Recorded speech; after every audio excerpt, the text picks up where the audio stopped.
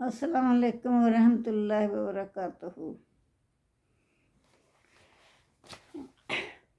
آج ہم سورہ الحج کا تیسرا رکوع کر رہے ہیں۔ تو منکرین حق کا انجام بیان کرنے کے بعد اہل حق کے انجام کی تفصیل اس رکوع میں بیان کی جا رہی ہے۔ فرمایا اللہ یقیناً ان کو ابدی نعمتوں کے باغوں میں داخل کرے گا اور جن کے نیچے نہریں بہہ رہی ہوں گی، وہی جنت کے متعلق اللہ تعالیٰ بیان کر رہا ہے۔ تو ان کو سونے کے کنگن وہاں پہنائے جائیں گے، ان کا لباس بھی ریشمی ہوگا، کیونکہ جب ان کو حق اور سچائی کی ہدایت کی گئی تو انہوں نے اسے اختیار کر لیا، اور انہیں جب اللہ تعالیٰ کی راہ بتائی گئی تو وہ اس پر گامزن ہو گئے۔ چنانچہ دنیا میں بھی سچائی کے علم بردار ہوئے اور سچائی کی باتیں کرتے رہے، اور تعریفوں والے اللہ کی تعریف اور شکر گزاری اس کی کرتے رہے، اور آخرت میں بھی وہ سچوں ہی میں شامل ہوں گے، اپنے پروردگار کی حمد و ثنا اور شکر کرنے والے ہوں گے۔ تو اب اس کو ہم شروع کرتے ہیں، جو اللہ تعالیٰ نے بتایا ہے کہ کیسے ہوگا یہ معاملہ۔ اعوذ باللہ من الشیطان الرجیم، بسم اللہ الرحمن الرحیم، ان اللہ یدخل الذین آمنوا۔ تو اللہ کہہ رہے ہیں کہ بے شک اللہ داخل کرے گا ان لوگوں کو جو ایمان والے ہیں، وعملوا الصالحات، اور جنہوں نے نیک اعمال کیے ہوں گے۔ کہاں داخل کرے گا؟ جنات، ان بہشتوں میں، تجری من تحت الانہار، جس میں بہہ رہی ہوں گی، جن کے نیچے نہریں بہہ رہی ہوں گی۔ یحلون فیہا من اساور، اس میں پہنائی جائیں گے ان کو سونے کے کنگن، اللہ کی طرف سے پہنائے جائیں گے، سبحان اللہ۔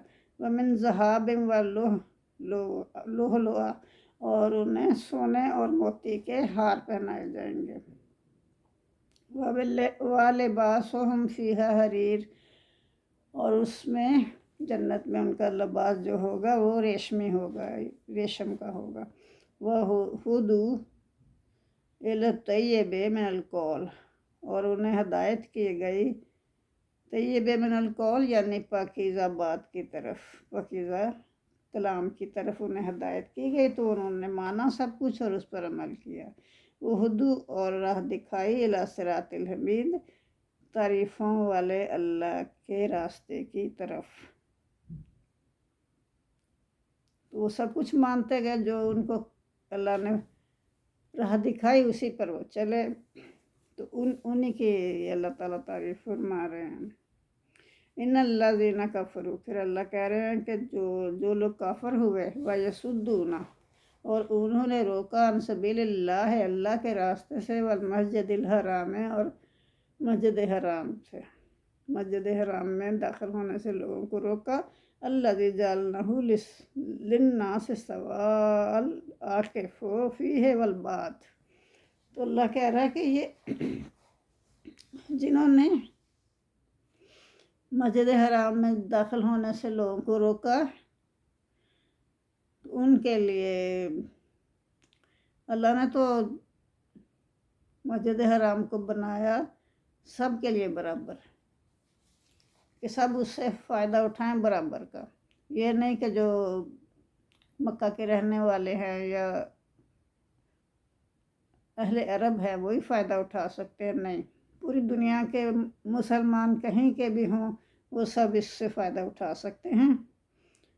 عاکفہ یعنی جو اس میں رہنے والے ہیں، وہ فیہ بالباد، عاکف و فیہ اس میں رہنے والے، والباد اور جو باہر سے آنے والے ہیں، ان سب کے لیے یہ برابر حیثیت رکھتے ہیں۔ کوئی کمی بیشی نہیں ہو سکتی کہ یہ باہر کا ہے تو یہ نہیں، پہلے وہ کرے گا جو حج و عمرہ جو یہاں کا ہے یعنی عرب کا ہے یا مکہ کا ہے، ایسی اس میں کوئی گنجائش نہیں ہے۔ وَمَن يُرِدْ فِيهِ بِالْحَادٍ بِظُلْمٍ نُذِقْهُ مِنْ عذاب علیم۔ تو اللہ کہہ رہا ہے من یرید فیہ، جو ارادہ کرے، جو ڈھونڈے اس میں یہ ارادہ کرے، اس میں بالحاد ٹیڑھی راہ کا، جو اس میں ٹیڑھی راہ کا ارادہ کرے، اس میں کجی ڈھونڈے، تو اس کے لیے ظلم کے ساتھ کجی ڈھونڈے تو ہم اس کو نوزکہ، ہم اس کو چکھائیں گے، من عذاب علیم، اللہ فرما رہا ہے کہ ہم اس کو سخت عذاب پہنچائیں گے۔ وَإِذْ بَوَّأْنَا، اور جب ہم نے حضرت ابراہیم علیہ السلام کے نام کر دیا مقام، ایک جگہ دے دی مقام ابراہیم کو ایک جگہ ابراہیم علیہ السلام کو ہم نے جگہ دے دی، کہاں؟ بیت الحرام میں۔ ان اللہ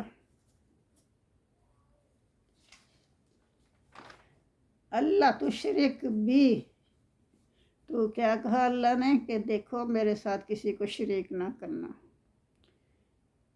تشرک بھی شیئا، میرے ساتھ کسی کو شریک نہ کرنا، وطہر بیتیا، اور میرے گھر کو پاک رکھنا، طاہر پاک رکھنا، بیتیا میرے گھر کو، للطائفین طواف کرنے والوں کے لیے، والقائمین اور قیام کرنے والوں کے لیے، والرکوع سجود، اور رکوع اور سجدہ کرنے والوں کے لیے کیا رکھنا؟ اس کو پاک صاف رکھنا، کہ سب لوگ یہاں آ کے طواف بھی کریں گے، قیام بھی کریں گے، رکوع بھی کریں گے، سجدہ بھی کریں گے، تو اس کو پاک صاف ہونا چاہیے ہر وقت۔ وَأَذِّن فِي النَّاسِ بِالْحَجِّ یَأْتُوکَ رِجَالًا وَعَلَىٰ کُلِّ ضَامِرٍ یَأْتِینَ مِنْ کُلِّ فَجٍّ عَمِیقٍ۔ وَأَذِّن، اور اعلان کر دو، اللہ فرما رہا ہے کہ اعلان کر دو، لوگوں میں اعلان کر دو، بالحج، حج کا، وَأَذِّن فِي النَّاسِ بِالْحَجِّ، حج کا اعلان کر دو لوگوں میں، یاتوک، لوگ آئیں گے، رجالاً، لوگ پیدل بھی آئیں گے، جو قریب ہوں گے وہ پیدل بھی آ سکتے ہیں، وَعَلَىٰ كُلِّ ضَامِرٍ، اور دور دراز کے رستوں سے بھی آئیں گے، یاتین من کل فج عمیق، تو کیا ہوگا؟ تو کچھ لوگ تو پیدل آئیں گے، وَعَلَىٰ كُلِّ ضَامِرٍ، اور کچھ ایسے ہوں گے جو اونٹنیوں پر آئیں گے، جو اتنا لمبا سفر کر کے آئے ہوں گے، ہزاروں کروڑوں میلوں کا، پتہ نہیں کتنی دور سے دنیا سے لوگ آئیں گے، ظاہر ہے حج کرنے تو ہر کوئی وہاں پہنچے گا، چاہے کتنی بھی دور ہو، تو اس کا فاصلہ ظاہر ہے دور ہوگا، اس کا بہت زیادہ فاصلہ ہوگا، تو جو اونٹنیاں ہیں وہ چل چل کے نا کمزور لاغر ہو چکی ہوگی اتنا سفر طے کرنے کی وجہ سے، تو وہ یہاں اللہ فرما رہا ہے کہ دور دراز کے علاقوں سے بھی آئیں گے، تو ان کے جو جانور ہیں اونٹنیاں وہ دبلی پتلی ہو جائیں گی، بھوک سے، پیاس سے، یا سفر کی شدت سے، تو من کل فج عمیق، تو دور دراز کے علاقوں سے جو آئے ہوں گے نا، اس لیے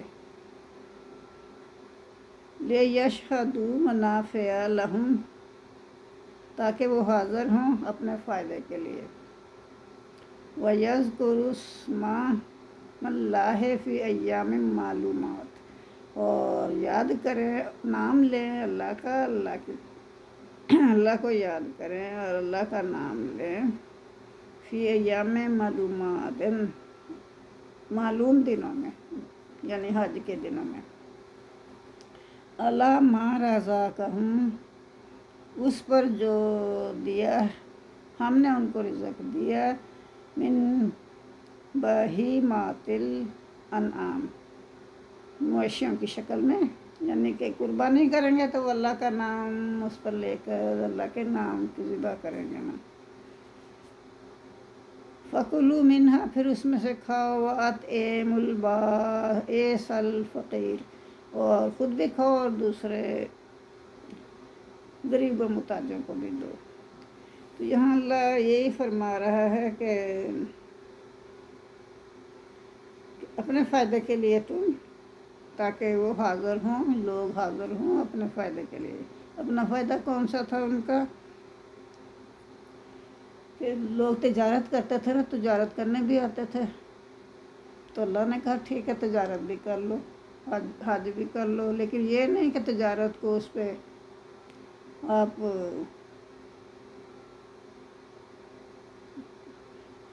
حج کے پہلو کو نظر انداز کرتے ہوئے تجارت کو فروغ دینے کے لیے آپ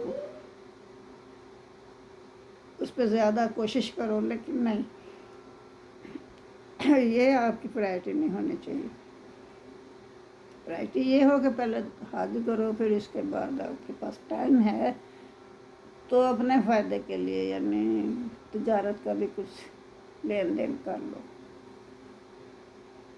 اور جو آپ جانور لے کے گئے ہوئے ہو جس کی قربانی کرنی ہے اس پر اللہ کا نام لے کے اسے ذبح کرو، اور پھر اس گوشت سے بھی فائدہ اٹھاؤ۔ فائدہ یہ اٹھاؤ کہ خود بھی کھاؤ اور دوسروں کو بھی، غریبوں کو بھی کھلاؤ۔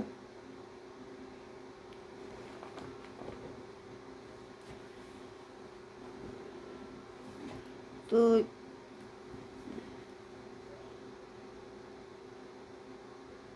اس رکوع میں حضرت ابراہیم علیہ السلام کے حوالے سے بیت اللہ کی تاریخ اور بیت اللہ کے بارے میں وہ احکام جو حضرت ابراہیم علیہ السلام کو دیے گئے تھے بیان ہو رہے ہیں، یعنی یہی کہ میرے گھر کو پاک صاف رکھنا۔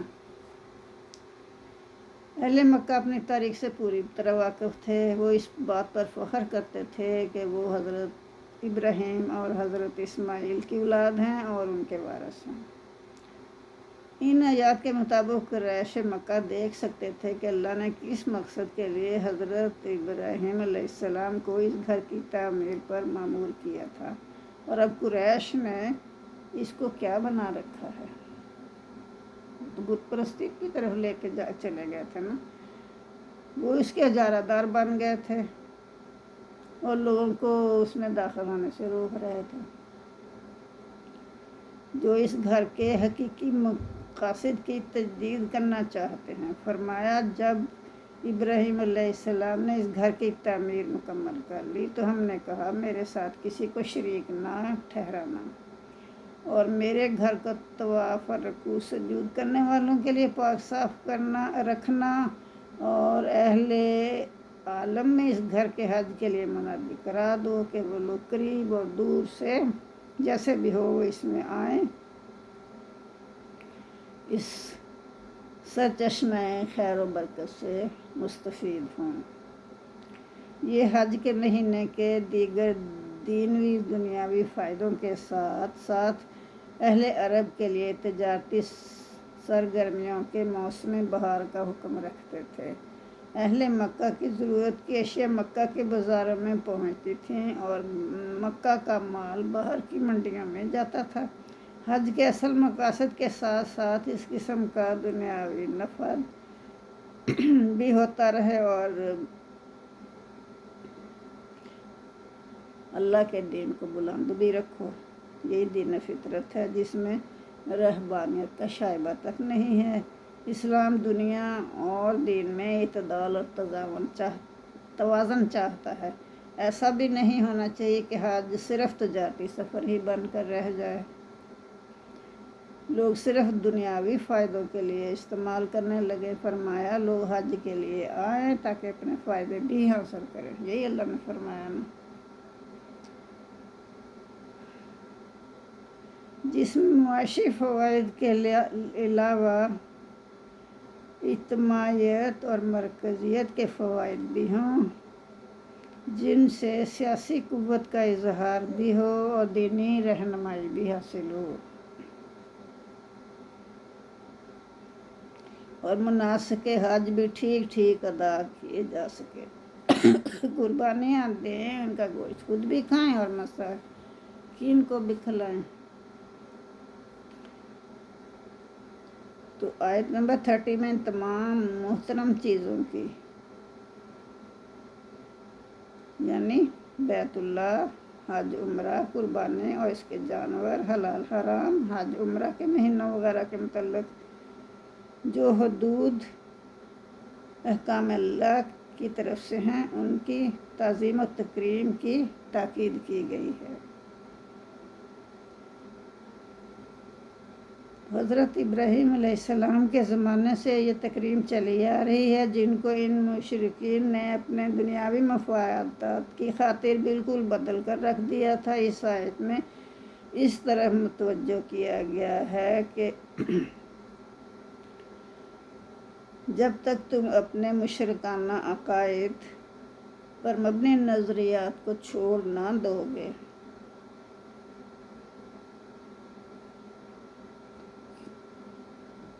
تو اس وقت تک تم اپنا اصل مقصد پورا، حج کا مقصد پورا حل پا نہیں سکتے۔ جو حج کا مقصد ہے وہ تمہیں نہیں مل سکتا۔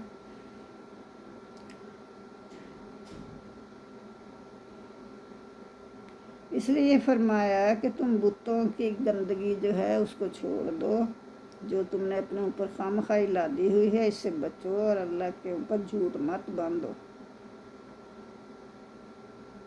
حلال حرام جو تم نے اپنے جی سے بنا رکھے ہیں ان کو چھوڑ دو، یہ تمہارے اپنے پیدا کردہ ہیں اور تم اللہ کی طرف اس کو منسوب کر دیتے ہو۔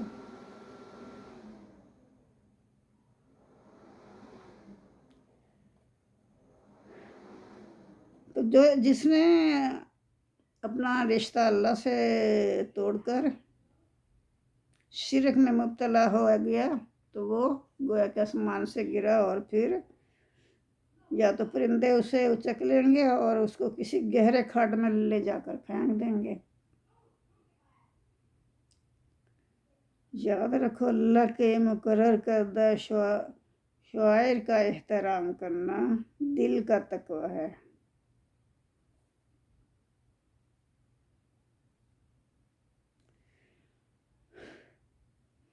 تو جب کسی چوپائے کو ہدیہ یا قربانی کے لیے نامزد کرو تو اس کو پالو اور اس سے اس وقت تک فائدہ اٹھاؤ جب تک کہ وہ قربان نہ ہو جائے۔ پھر اللہ کے ایک قدیم گھر کے پاس لے جا کر اللہ ہی کے لیے اسے قربان کر دو۔ یہ مقصد اللہ تعالیٰ کا تھا۔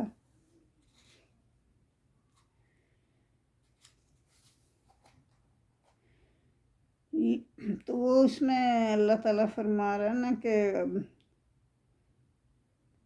آیت 28 میں لے یشہدوا منافع لہم ویذکروا اسم اللہ فی ایام معلومات علی ما رزقہم من بہیمۃ الانعام، وہی بات نا کہ اللہ کا نام لو ان پر مویشیوں پر اور پھر انہیں ذبح کرو۔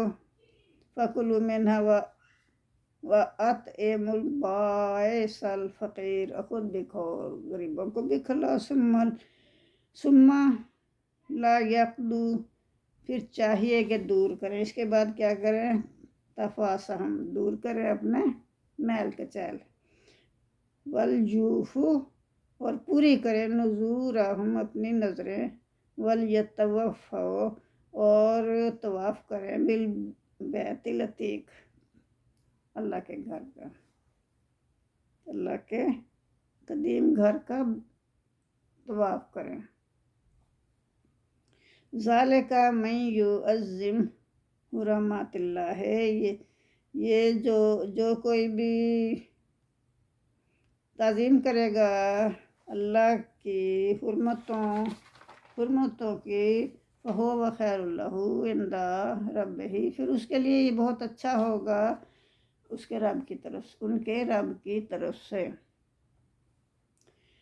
وَأُحِلَّتْ لَكُمُ الْأَنْعَامُ إِلَّا مَا يُتْلَى عَلَيْكُمْ، تو اور حلال کر دیا اللہ نے تمہارے لیے جانوروں کو جس پر پڑھا جاتا ہے، جو پڑھا جائے تم ان پر اللہ کا نام فاجتنبوا الرجس، پھر تم بچو کس سے؟